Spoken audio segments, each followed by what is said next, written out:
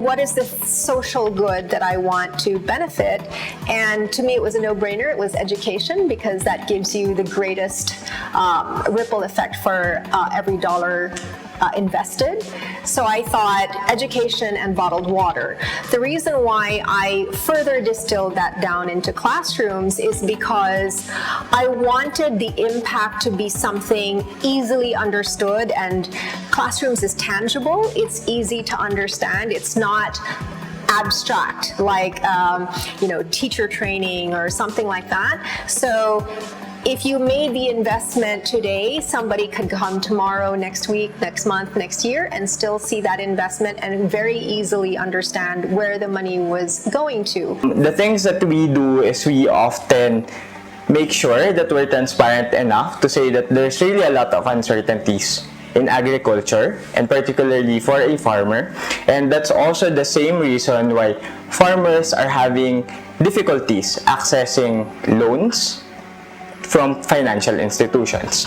And that's also the main point of capital being in place, to connect these farmers to those lenders who are willing to support despite these uncertainties. We have to think through our choices today. That's one, the climate change issue. The second one, obviously, is income inequality. And when you look at income inequality, a lot of it pertains to the economic policies of government and how private sector responds to the economic policies.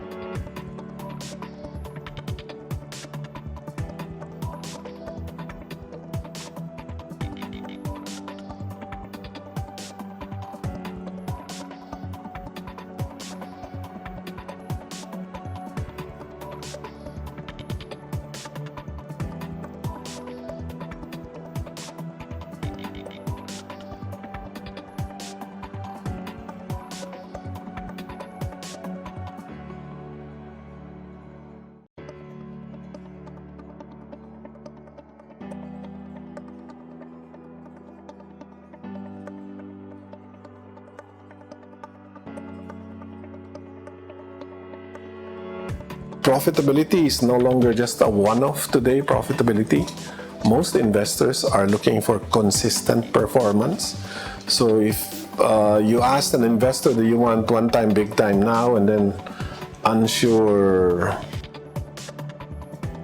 God only knows what's going to happen in the future, that's not the kind of investment they want. They want to be investing on something that is operationally, financially, sustainable, meaning ongoing and continuing business. How do you do well by doing good?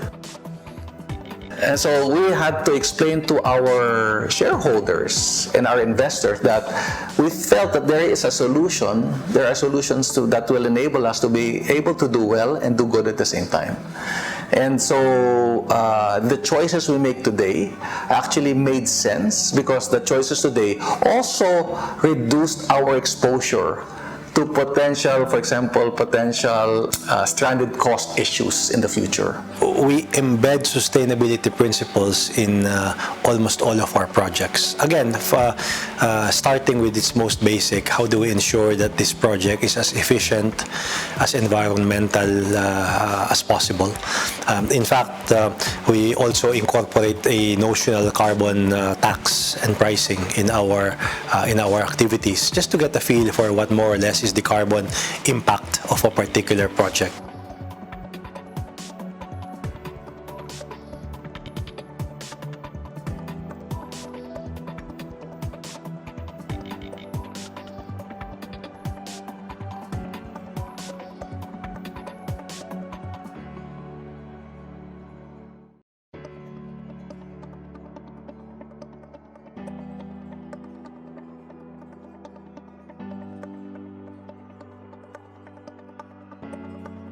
There's a lot of area for innovation in the context of the energy space. For example, in the case of the technology innovation, you see that, for example, in the case of gas-fired power plants, the leading companies in the world continue to find ways to increase the efficiency of their their offerings. What we wanted to do was improve that situation, and the way we wanted to do it was by applying technology.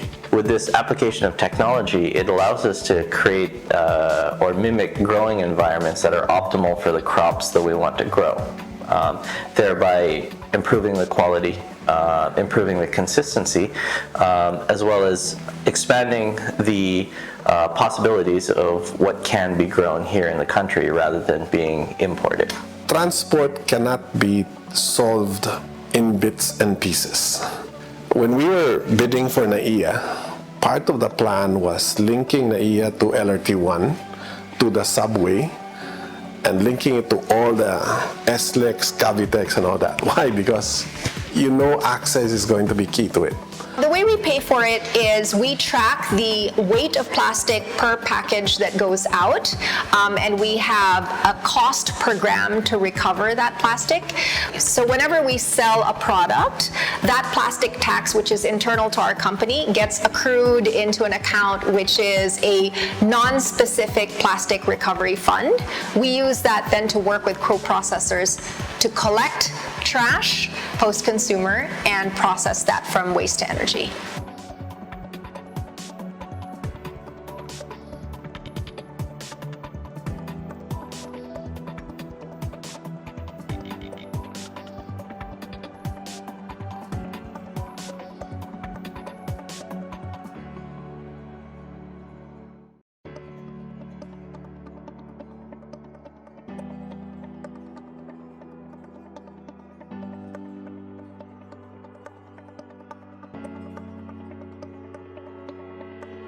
Shell's belief in the concept of sustainability remains consistent.